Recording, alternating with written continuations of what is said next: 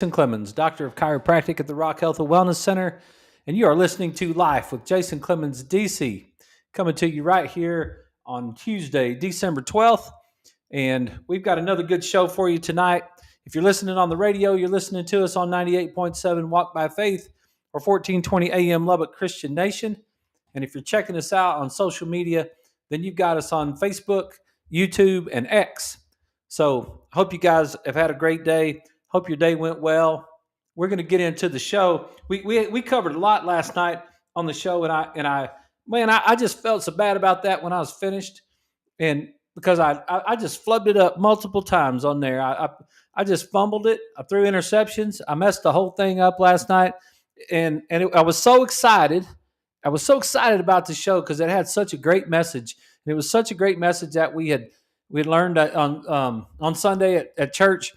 And the message that I got from Hillside Church in Lubbock, and Pastor Tommy, he laid it on us, and it was great. And I was like, man, this is going to be a fantastic show. I worked on that PowerPoint all day on Sunday, and I was so excited to bring the show to you. I thought about it all day. I was like, man, this might be our very best show ever.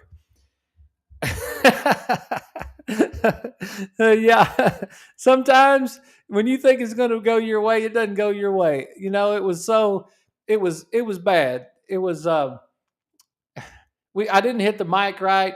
I didn't duck the music. We had a power outage here in the building earlier in the day, and my whole microphone system had kind of defaulted back to a different setting. And so when we did our little intro last night on the radio, my microphone wasn't even on. And then when we came back from the break after the break was over, I didn't turn my microphone back on. So, man, I was messing it up. And then when I got into I downloaded a Bible app on my computer on Sunday while I was working on this so I could copy and paste some of these scriptures. And they didn't have my version, my NIV version that I use in my Bible that I've had for years. And so I got into a bunch of thou shouts and cometh and all the rest of this stuff. And I didn't realize that once I got in the middle of the show and I was trying to read all that I had on those PowerPoints, that I would get all tongue tied trying to read that. And it wasn't as simple as I wished it would have been. So, sometimes you just mess it up. I mean, it's just the way it is, that's life. That's life. Sometimes you try, the harder you try and the more you want for it, and the full blown effort that you put into it, sometimes it just doesn't go exactly like you wished it would. So, having said that, I'm gonna take a few minutes and I'm gonna try to recap some of that stuff we talked about last night. And you could go back and watch it, and it probably wasn't as bad as I think it was, but you might could go back and watch it. And it was just such an awesome story, and how it related to health and what I see on a daily basis when I'm trying to work with people to try to improve their health. And the whole story last night was about Exodus and and Moses. It basically broke down the whole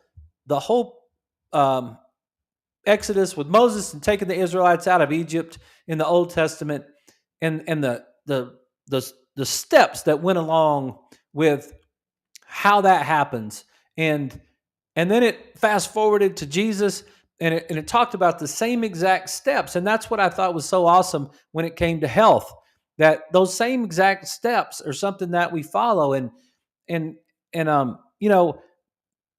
There's things to be learned there. There's things to be learned that if we could learn them and we could use those stories, and we could learn from the stories that were there, then it would be just a better. It would be good for us. It'd be good for us to learn what's going on, and try to get as good as we can. And it's really funny because all of a sudden on my camera just quit on. Now I'm having trouble with something. I think there's something going on right here. I think there's some conspiracy that's happening tonight, because between last night and tonight, they're trying to keep me from telling y'all this story. I could see whoever out there is in charge of that is messing with me tonight, and they're trying to keep this from happening, but they're not going to.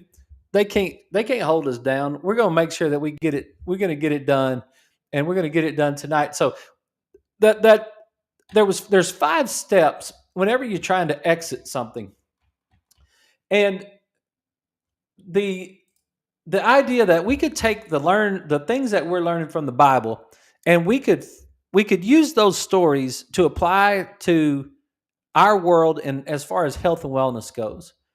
And I think it brought some I've been studying this for a good solid 23 years, and then in some form or fashion my whole life, just like everybody does, right?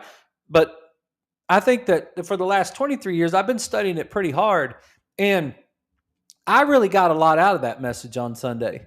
I got a lot of I saw some things in a little bit different way that maybe if I can say it right tonight, and kind of just finish. I just want to finish the very last slide of last night, and then I want to carry it over into some of the things that happened today, and especially one particular conversation that I had today that I think would be relevant to this learning. But this idea, our journey of health, the first thing that happens is deliverance from oppression. So we're going to get delivered from something, and I know you don't know it now and if you're a health person, then you have realized this. But if you're not a health person, or if you haven't really tied in to your health, or if you really haven't committed to your health, then you don't really even realize how oppressed you are.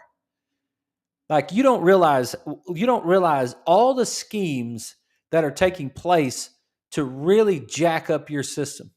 And part of our show is trying to keep us. What we're trying to be is we're trying to be the best we can be. There's one of the sentences that Jesus said in this whole thing is that, like, I didn't come here to condemn the world. I came here to save it. And that's exactly the way I feel about this. Is that I didn't come here to condemn the world. I came here to save it. And I'm not trying to condemn you in your bad health. I'm not trying to make you feel guilty about the choices that you make when it comes to the bad health. And we're making them right now. Everybody's falling for the season. Everybody's giving in to the lack of focus. Everybody's just saying it's the Christmas season. I think I'll have some Christmas cookies, right? And in this process of doing that, they're losing their way. And I think it's super important that we don't lose our way. That we really actually, if we could understand the steps, maybe we would do better and understand that, hey, we do have a chance here. Like, we can win the game. We can run the race to win. We can get to the end and be proud of ourselves as we're going through this whole thing. And so that first step is to get deliverance from oppression. Well, when I broke free from sugar 21 months ago, I didn't know how oppressed I was. I didn't realize how trapped, enslaved I was to my addiction to sugar. And I'm not sure that many of us do. I'm not sure that you understand the enslavement. You would be beside yourself if they came on the news tonight and they said, "Hey, we found there was a dude one time that kidnapped 3 women and locked them up in a basement room or something, chained them to the walls, and he kept them in there for 3 or 4 years, and he sexually abused them during that time, and he beat them, and he did all kinds of horrible things to them during that time." And we would just, man, it would just, that's one of those things that just makes you want to hurt somebody, right? And he ended up killing himself before he could face any sort of judgment on earth about what he had done to himself. But we would be sick to our stomach to hear that story about the enslavement that those ladies went through in that period of time, right? We get sick to our stomach thinking about our own American history and the enslavement that people went through in times. And what Moses and them were going through is the same exact thing with from the Egyptians. And Moses wasn't, because he got basically adopted by the Pharaoh's daughter, and so he didn't have to live that whole thing out in that same way. But we we don't understand the oppression that's being put on us right now with our food supply. We don't understand our oppression that's being put on us right now with our lack of exercise. We don't understand our oppression that's being put on us right now from the subluxation in chiropractic. When your nervous system's not working the way it's supposed to, it's oppressive. It is chained. It has you in chains. Like, if you thought to yourself just for a second that you're chained up in a basement and you're being abused on a daily basis from your captors, you would be sick. And what I want to present for consideration to everyone that listens to this show is, I want to present for consideration the oppression that we're under with the lifestyle choices that we have developed over centuries of time and accelerated in these last 100 years. The idea that medicine is normal, like it's just a thing. That's what I'm going to get to this afternoon. I mean, if we get through this part, is the show, but the conversation I had with the gentleman today about the he says, I said, do you take your vitamin D? He said, I started taking vitamin D. And when he started taking vitamin D, and then he said, I take my vitamin D. And I said, you take your fish oil too? And he's like, no, I take just vitamin D and a probiotic along with my prescriptions. He said that like it was as common as everyday wash, right? He said that like taking a prescription was as common as just breathing air or getting dressed in the morning and brushing your teeth, taking your prescriptions. And when I pointed out to him that I'm 8 years older than he is, and I hadn't had I had one Advil about 3 years ago was the last time I had something. Like it's not, we're being oppressed. We're being oppressed from unhealthy lifestyles. We're being captive by sugar. We're being captive by refined carbohydrates, and we're going to get delivered from that. When you make that choice, that day that I made that choice 21 months ago, and the day that I made that choice in 2019 to start my exercise program, I got delivered that day. I got delivered when I made those choices to be released from the bondage of the lifestyle that I had lived for so long of a period of time. And what happens next is that thing, the revelation of God's word was what they taught on Sunday in church, but I changed it from a health standpoint to the revelation of the truth. There has to be something. That's why I'm really passionate about the idea of the why. You got to have something big enough. You got to have a belief system that's big enough to hold you through what you're going to go through once you get delivered, or you get sucked back into that same lifestyle that you were in. And for some of us, I learned a long time ago about intrinsic motivation and extrinsic motivation. I learned about whether you do it yourself.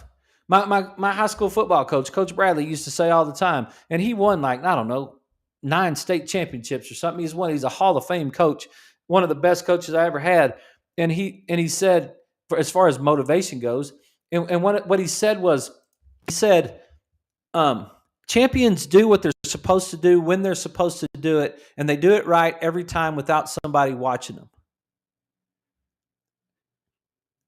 Champions do what they're supposed to do when they're supposed to do it, and they do it right every time without somebody watching them. That's intrinsic motivation. That's a belief system that you tie it into something that can keep you moving forward, and it can keep you to do the thing that you're supposed to do even when no one's watching you. Well, if you don't have that intrinsic motivation and you don't have that self-discipline, then what you do is you create for yourself external motivation.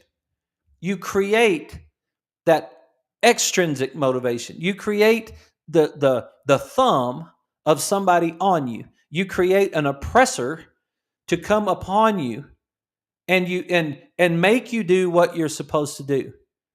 It's either the government, or it's your boss, or it's your spouse, or it's your children, or it's whoever. Whatever that force might be, is that extrinsic motivation that makes you get up every single day and do what you're supposed to do, because otherwise you're going to get in trouble. Well, the revelation of truth is after you've been delivered, after you've made that choice, after you have taken action to actually do it. Like when I started my CrossFit journey, and I called Paladin CrossFit, and I called Melissa, and I said, I'm ready to start this. I took care of Melissa and Jasper for 6 years before I started the journey. And I went through that whole process for 6 years thinking how dumb that was, how stupid that was, how ridiculous CrossFit was. Oh, it's just a fad. Oh, they're just too dangerous. They're too ridiculous. They're going to hurt themselves. They're going to mess themselves up. It's not a good workout. You're going to hurt your shoulder. You're going to kill yourself. Blah blah blah blah blah. That was me. That was me. I was one of the Egyptians. I was one of the people that were throwing things at Jesus as he was walking down the street carrying that cross. That was me. Speaking out of ignorance, not knowing what I was talking about. I was that person. And then I finally got so embarrassed that I was so heavy. I got so embarrassed that I was so out of shape. I got so embarrassed that it finally just reached the tipping point when I said, golly. And I just called Melissa and I said, I'm ready to start CrossFit. And she, you know what she did? She posted it onto the CrossFit board in the gym. Well, I had like 6 or 8 or 10 patients that worked out at that gym. And I immediately got a text from one of the other patients that says, is this you? She wanted to know right off the bat, like, is this you? And I was like, man, what happened to me in that moment? I stepped out and I couldn't go back. Oh, dang it. Now I've done it. I've stepped out into it, and now I can't get out of it. I have proclaimed it to the world. I have spoken it out, and I have stepped out, and I've said, okay, I'm in. And I started that first day, but I had to have something that was big enough. I had to create that why. I had to create, man, I was scared to death that first day when I went to CrossFit. And I'm a college quarterback, for goodness sakes.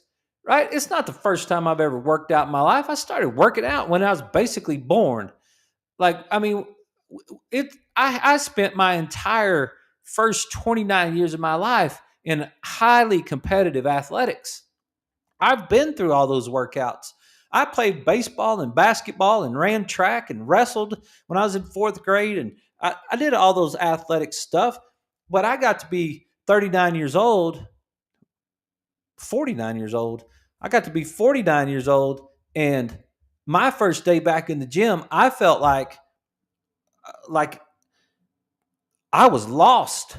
I was lost and I was scared, but I was in the gym. And I really want to encourage you, if you're not working out, if you don't have enough revelation of the truth yet, is there enough evidence to convince you that working out is good for you? If you're not there yet, come talk to me. I'll get you a stack of what Coach Stacks used to say, a stack of Bibles a show dog couldn't jump over. I'll get you a stack of books that will get you to understand. I'll give you enough evidence to tell you that exercise is good for you. I'll give you enough. You know it already. I don't think there's a single human being on the planet that doesn't know that exercise is vital for your health and is good for you, right? So you know it, and I knew it, but I had to step out there and I had to get out there in the middle of it, and I had to take that energy, I had to take that fear and that negative energy, and I had to bundle it all up and push it forward.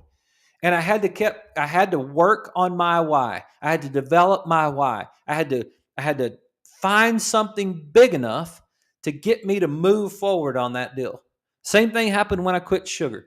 I had to have something big enough, and it was competitive. And you know what I've done? I've said for the last 30 years that I wasn't I competed at such a high level when I was in college that that I couldn't find anything.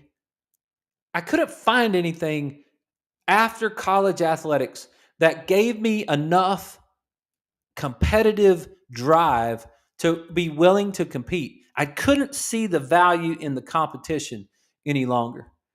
I went 30 years of whatever that may from really it was 23 years. It was from because I was still competing when I was coaching. So 1999 to 2019, yeah, 20 years is that I did. I couldn't find in that 20-year period of time something that was worth competing for. It just was. I just was like, dude, what difference does it make? Like, what difference does it make? Why am I wanting to be fit? Why am I wanting to be healthy? Like, why am I like? It just there was, man. I played against Texas. Like, I started instead of school passing record against Texas. I was in the Southwest Conference. I competed. I left a full scholarship at Eastern New Mexico University to walk on and pay my own way and be the 13th quarterback on the depth chart. And I fought my butt off every single day to try to get to the level that I knew I could get to. I knew I could be a quarterback at Tech. I knew those guys. I don't care how highly recruited they were, or where they came from, or what high school they went to, or what all their accolades or all that stuff. Don't give me any of that crap. I can play, and I wanted to prove that I could play, and I busted my tail to prove that I could play, and I did. And once I did that, I wanted to coach, and I wanted to coach, and I wanted to prove, I wanted to win the national championship right here at Texas Tech. I'm a Red Raider through and through. I walked into Coach Dyke's office one day, and I told him, we can win the national championship right here at Texas Tech. And nobody believes that. And it's like, maybe Coach McGuire might believe that, but nobody believes that. They don't believe that that's a possibility, that you can do something like that. And I competed for 6 years in coaching and 3 years at Tech. I competed at that level that was so high that it would drive you every day. You went to work in the morning. We had staff meetings at 7 o'clock in the morning, and I was making recruiting phone calls at 9:30 at night before I got home. And then I'd be back at the office the next morning at 7 for another staff meeting. And no one had to, there was no extrinsic motivation on that deal. That was me wanting to win. That was me wanting to try to learn. That was me wanting to try to be great. That was that intrinsic, that was the why that was big enough. And then all of a sudden, Coach Dykes retired, and I don't have a job. And my brother-in-law offers me a job to work in his chiropractic office. Really? Like, my last game I coached in, we beat Oklahoma in Jones Stadium. We beat Oklahoma in Jones Stadium, and then in March, I'm working in a chiropractic office. Like, who cares? Are you kidding me? Like, how are you supposed to get fired up about that? How are you supposed to get competitive about that? And I didn't, because I was ignorant. I was ignorant during that time. I didn't understand. It took me from 1999, nope, from, yeah, from 1999 until 2019, took me 20 years to find something that was big enough for me to compete. I've been competing my whole life except for those 20-year period of time where I stopped competing. Blows my mind as to why I did that, but I know the reason that I did it. The reason I did it was because I didn't have anything big enough to compete for. I could not make myself compete. And I even said that out loud. I said it to other people. I said it to my wife. I was like, dude, I just can't find anything that's worth competing on. I don't, it doesn't make any sense to me. It's like you guys want to make these big deal out of running a big office and seeing a lot of patients and taking care of patients and doing all the things that you do in this thing and making some money. It's like at the end of the day, who cares? Like you didn't beat Texas, you didn't beat Oklahoma. Like like that, it it left me in a bad spot. When we get back from the break, we're going to get out of that spot, and I'm going to show you how it works. And I'm hoping I'm going to encourage you to do the same exact thing. So, you guys hang on. We'll be right back right after these messages. This is Life with Jason Clemmons, DC.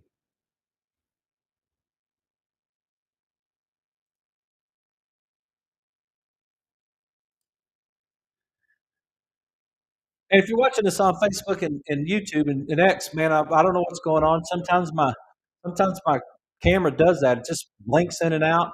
So I kept that on that PowerPoint during the whole time, and because my camera kept leaving me right there. And but we'll get through the break because I want to keep this going. I really do think it's a big deal, and it's kind of a second chance to do last night's show. And that competition thing, that's a true story. That's a true story, and it's sickening now because it's like there were people involved in that 20-year period of time. There were people involved in that 20-year period of time that I was taking care of that, man, I didn't I could have done them better. That's disgusting. I could have done them better. I could have done my family better. I could have been a better husband for my wife, and I could have been a better father for my kids, and I could have been involved in my community more, and I could have done more things during that time. I just didn't compete, which is crazy. It's crazy for me to think for myself because that's one thing I can do. Like that's one thing I'm good at, really. And I bet you are too. I bet you can compete if you found your why, if you really tied in to what was important to you and you really bared down to what was important to you, I bet you could figure it out. I bet you could say to yourself, "All right, I got it now. Now, now I've got it." When we were on the racetrack at training racehorses, that's that's what you do is you catch them, they run off with the bit. That's the way that a racehorse runs. You don't when you pull back on the reins, they go forward. They don't whoa. That's what Roy taught me. Don't ever say whoa in a horse race. But that's the the once when you start training those young horses, they don't know how to do that quite yet.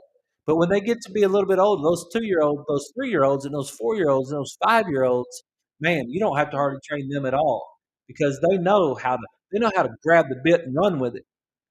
And I think there's a part of us, every one of us, that has that capacity to grab the bit and run with it. And I don't think we're running with it. I don't think we're grabbing it as a group. It's obvious as a group that we're not. It's obvious as a group that we're not making as big an impact as we can be making in our society. Because all you got to do is look around at society, and it's like, man, and I'm not blaming us. I'm not blaming anyone because I'm as guilty as everyone else that's there. And so we're coming back on the show. Okay, everybody, we're back. This is Life with Jason Clemmons, DC. We're getting into it. I'm fired up tonight. We're getting into it pretty intense tonight. So we're trying to redo last night's show where we fumbled and messed it all up. And so that's what we're coming to you. We're coming to you and we're talking to you about the steps, the 5 steps that go along with with our journey through health. And we learned it from Moses and we learned it from Jesus. And now we're taking those teachings and we're applying it to health. Number one, we got delivered from oppression. We got out from underneath the oppression. We broke the chains of addiction from sugar and refined carbs and cell phones and the lack of sleep and the lack of exercise. We broke that. We made a choice. We took action and we said, it's not going to be me anymore. That thing that got me from sugar was wanting to be competitive because there's no way that I was going to let that virus eat my lunch. And I wanted to be competitive over that. Whether that's true or false doesn't make any difference. Doesn't make any difference. Whatever you make up in your head about being competitive, it doesn't matter. You decide it. Whatever that thing is for you, and you tie onto it. Now, what's going to happen is, as soon as you start and break free from the oppression, as soon as you escape from Egypt, as soon as you get baptized in the Jordan, the next thing that's going to happen is you're going to go into the wilderness. Know that that's going to happen. You're going to be walking around in a new world that you don't own yet. You're going to be walking around in a world that you don't understand yet. It's the story. When the Israelites walked through the Red Sea, it was parted. Where did they walk to? They walked right into the wilderness for 40 years. When Jesus was baptized in the Jordan, what happened? He immediately walked into the wilderness for 40 days and 40 nights. So we're going to be the process of going through this is the process of going into the wilderness. And in the wilderness, you're going to face the temptation. You're going to face the hunger. You're going to face the frustration. You're going to face the unknown. You're going to face all those things out there that are scary. You're going to face the whether or not you made the right choice. Is this really worth it? Does it even matter? When that happens, you gotta have that revelation. You gotta have that why. You gotta have that thing that you're going to tie on to. When I was trying to earn my scholarship at Texas Tech, it was not easy every day. Matter of fact, it wasn't hardly easy any day. I didn't have enough athletic ability to compete with those guys. I had to do that on just sheer desire and knowledge of how to play quarterback. I had to do that. I had to go through that, but it was not easy. Those days were not comfortable. There was groaning. That's one of the things that I learned through this whole thing. You are going to face temptation. You are going to groan. It's going to be hard. It's going to be challenging, and it's that way for a reason. The reason is because it reveals your character to yourself. It reveals the true depth of your character to yourself when you go through the wilderness. It's not by accident. It's not by accident when you have to bear down and play. It's not by accident when you have to get up at 6 a.m. and go to the gym and work out and then go to class and then go to quarterback meetings where the quarterback coach doesn't even talk to you for an entire season, doesn't say a single word to you for 12 weeks. Your coach doesn't say a single word to you for 12 weeks in your own meeting. You sit in the back of the room. What is it? Does it reveal your character? Does it reveal your heart? Does it reveal your commitment? Yes. That's what you're going to go through right after you get out of that deliverance. So when you decide that you're going to quit sugar, when you decide that you're going to start exercising, when you decide that you're going to get adjusted, when you decide that your nervous system is important to you, it's not easy. There is a time of going through the wilderness, and you're going to need some guidance right there. And I would really present for your consideration that going through that time, that's when you need some guidance. That's where you need someone like me or someone else that will guide you through it, that's invested in you. One of the things that I learned about when I one of the things that came to me through this process is that the Israelites had Moses. Okay. Coach Stacks used to talk about hog and eggs, right? The chicken is involved and the hog is committed, right? Okay. So when you're getting guidance for someone, Moses was committed. Moses had been to the mountain and talked to God. Moses had actually seen the real truth of the universe. He was committed to the process. Even when all the people were mad at him, he was committed to the process. Even when they were ready to kill him and run him off, he was committed to the process. What about Jesus? Did Jesus have commitment to the process? The dude could handle anything he wanted to handle, but he stayed the course. He was committed to the guidance. And one of the things that bothers me about all of these gurus that we have nowadays in the world is that we have a bunch of gurus who are not committed to you. They're committed to themselves. They're not committed to you. They're on some podcast somewhere, or they're on some, yeah, you can throw it back at me, and if you catch me, you should hold me to it. But they're on some website somewhere. They're in another state. They're selling their thing to you, and they're not committed to you. They want you to buy their product. They want you to buy their supplement. They want you to buy their gym workout program, but they don't give two flips about you. They don't care about you one bit. They're not going to die for you on a cross. They're not going to commit their lives. Some of them are, but a lot of those people out there bothers me. It bothers me because they're not committed. And when you need guidance, and when you're going through the wilderness, you need guidance from someone who's committed to you. You need someone who will toe the line for you, who will sacrifice themselves and commit to you to try to help you get yourself through that wilderness. You're going to face it. You're going to groan. You're going to be miserable. It's not going to work out like you thought it would.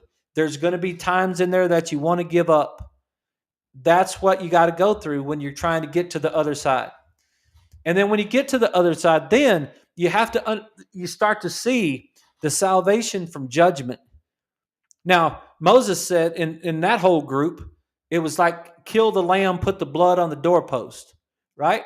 And then Jesus came along and he said, I am the lamb and I am the salvation. I am the blood of the lamb that's going to cover you and from the angel of destruction. Well, think about what that is in health and wellness. Think about what salvation from judgment is in health and wellness. Now, first of all, we're going to all physically die. We can't win that one. I haven't learned of anyone on earth that has won that battle yet. So we're not going to win. We're not going to win that. But that's not the judgment that I'm talking about. That's a part where when he said, "I'm not coming to condemn the world. I'm coming to save it." That right there, to me, the salvation from judgment is the point where we switch from playing not to lose to playing to win. That's the point right there where we say, I get it. I'm going to play this. I'm going to run this race to win. I'm now going to commit myself to push myself to be a winner and to be a champion. And it's not about becoming exempt from sickness, even though you avoid many chronic issues. It's about being able to run the race to win. It's about coming to save the world. I think that's a big deal right there. I'm not going to die because I've got salvation, but I'm also going to avoid a lot of chronic disease. I'm going to avoid a lot of chronic disease if I set my journey on health. And if I don't, man, If you didn't have blood splattered on your doorpost when that angel of destruction came by, that's an ugly day. That's an ugly day for you. And if you didn't believe that Jesus was your savior, boy, there's an ugly day coming for you, right? Well, and if you don't decide that you're going to commit yourself to health, there's an ugly day coming for you. It's part of the process. It's not up for debate. It's not up for debate. You're not going to miss it. You're not going to get by with it. You think you might get by with it. It's coming for you. And there are things that we can do. We can solve lots of chronic disease. Remember what Dr. Chestnut taught us? There's no study ever published that validates the concept that human beings are innately or genetically predisposed to chronic disease. And when we look at the top studies, just Google it tonight.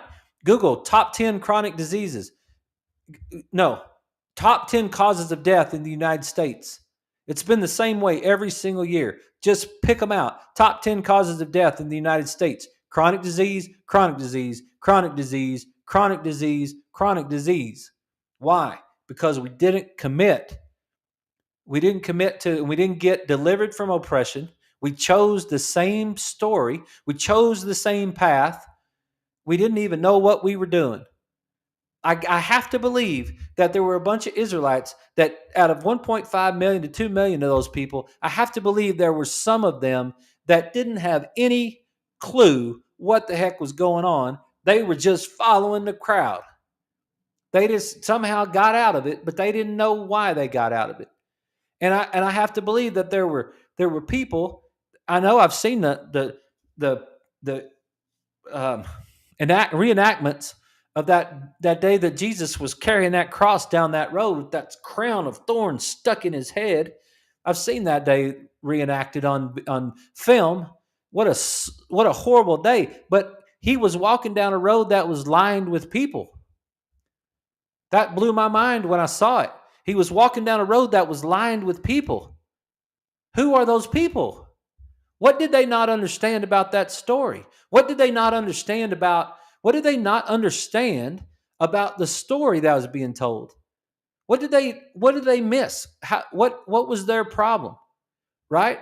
I think that's a lot of us today. We're in that same boat.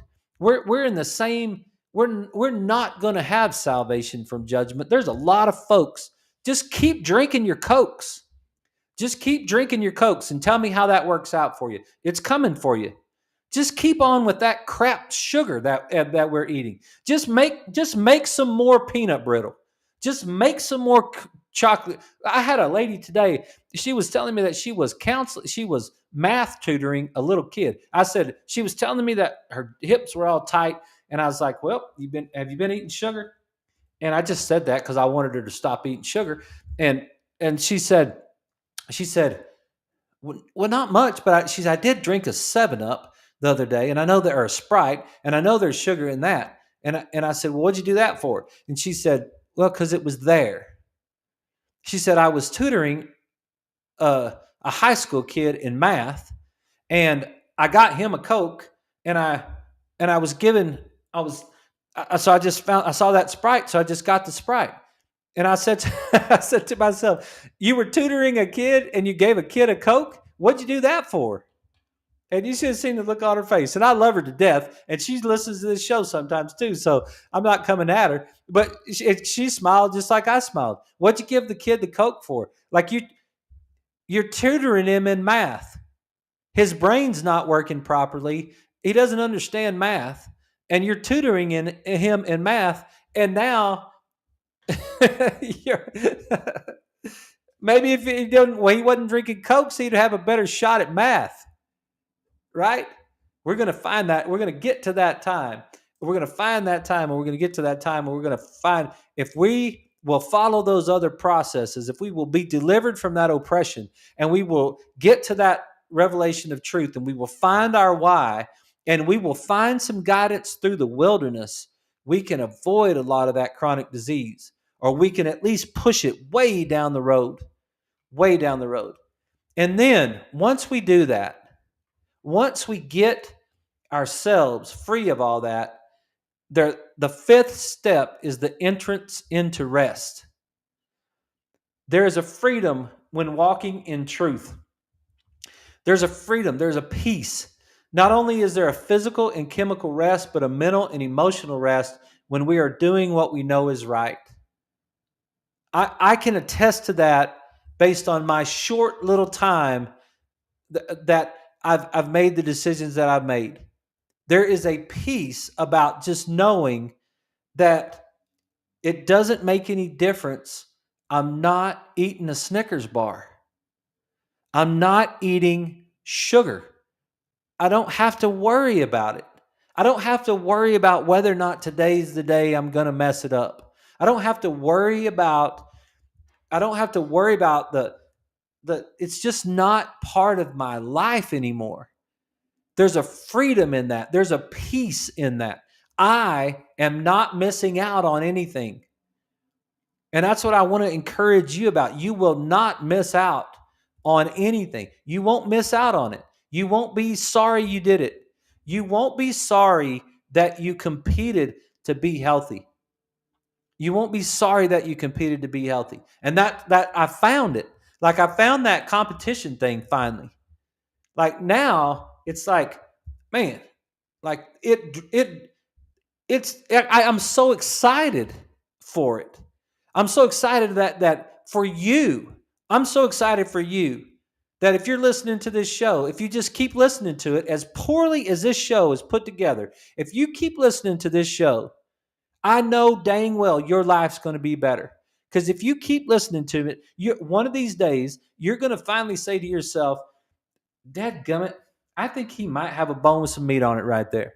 I think he might actually be telling the truth.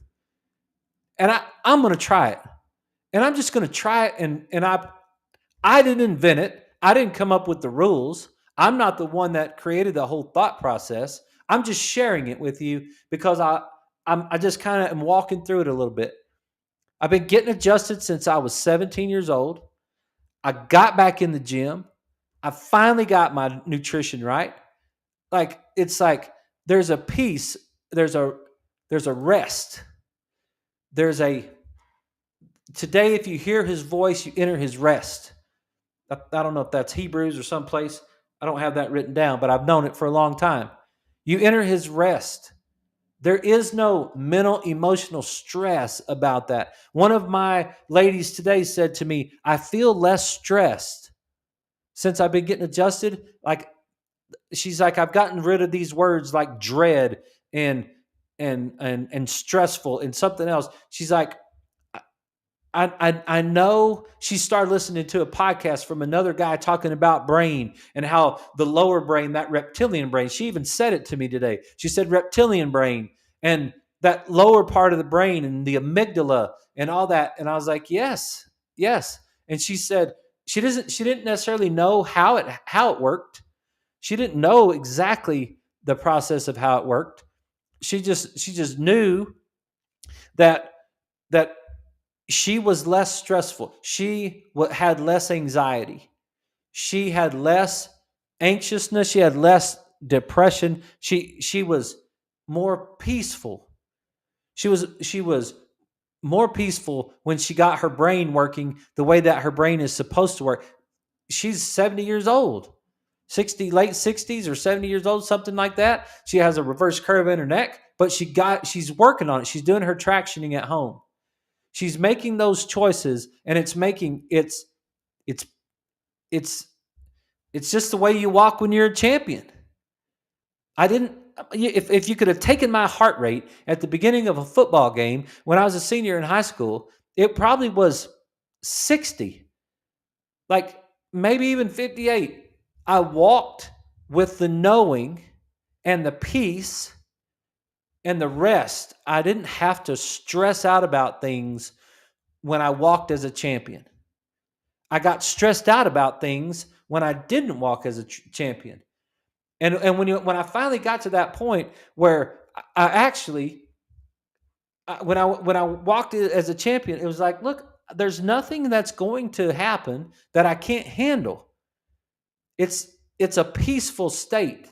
And how many of us today, how many of you that are listening to this show are stressed out right now over Christmas? How many of you are stressed out about what gifts you're supposed to get for your spouse or your parents or your kids or whatever? How many of you are stressed out about the end of the year and the Christmas parties and the all the anxiety that's going on with everything? Where is the peace? Where is the calm? Does the peace and the calm have anything to do with physiology? Absolutely. Does the peace and the calm have anything to do with aging and wrinkles? Absolutely. It dampens all that stuff. We all know that. We know that that's a true statement, that we don't run our systems when we're not supposed to be stressed out.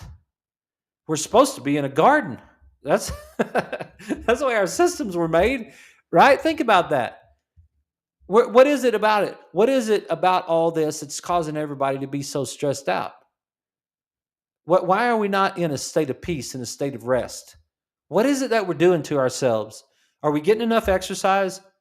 Number one, are we being social? Are we being social or are we being antisocial? Number two, are we walking? It's amazing how many of us don't have time to walk. It's amazing of us how many. No, I'm not walking. Okay, I'm not social. I'm not walking.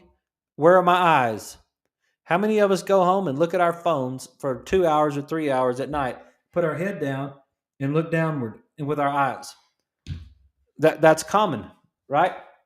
That's a common thing that we do these days. Those are three things that we're doing that's causing us to be oppressed. It's taking away our entrance into rest. And then what are we going to do with our nutrition? What are we going to do with our nutrition when that happens? What are we going to do with our sleep? What are we going to do when we stay up too late and we get up too early? What is our day going to be like? Is it going to be restful and peaceful and calm? Or are we going to get a little bit more anxious when we're not getting enough sleep? What about the amount of refined carbohydrates that we're eating? What about the good nutritionist food that we're eating? Nutritional food that we're eating. What about all those things that we could be doing that we know if that we know we're supposed to be doing, that we could be doing? Remember that was a whole great show that we went through, right? Those things are there for us, and if we want to, we can go get them. We can be the best that we can be. That's the intro to our show on the radio. I know you guys on Facebook don't hear it, but that's what the intro on the show. How good could you be if you were as good as you could be? Well, if you make that decision to be as good as you can be, we have stories for thousands of years that tell us exactly how this is going to play out. We have stories that tell us the end from the beginning. If you just make that decision to quit being oppressed, you will enter his rest. You will enter rest. You will become that peaceful person. If you just make that decision to get out from those chains, it's the way the story works. You'll go through the wilderness. It won't be easy. There'll be a time you'll be questioning it. You'll need some guidance to get you through there. But you're gonna be so excited for yourself. You're gonna be so proud of yourself that you did it. It's man, I'm so happy for you. Like I'm so excited for you now. I'm so excited to know that like the ones of you that are going to do this, you're going to reach that level of health. And what would our city be like if we had enough people like that? What would what would our city be like if we weren't running off of refined carbohydrates and we got some sleep last night and we were peaceful? We were all peaceful. We were just calm and peaceful because we had broken through of the chains. We know the end from the beginning, and we can walk as a champion on a daily basis in that whole thing. I know it sounds like I'm preaching. Maybe I am. I just quoted the whole Bible right there. But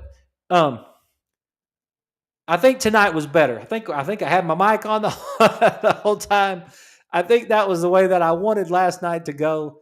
I apologize for last night's show not being not not having it all, but I think we redeemed ourselves today. We came back and we played a little better tonight than we did last night, and so I hope you guys have a fantastic night. Thank you for listening. Thank you for listening to the show. If I can help you, if I can help guide you, please let me know. I would love to help you and your family be healthier. You guys have a great night. We'll see you guys again tomorrow night. And goodbye.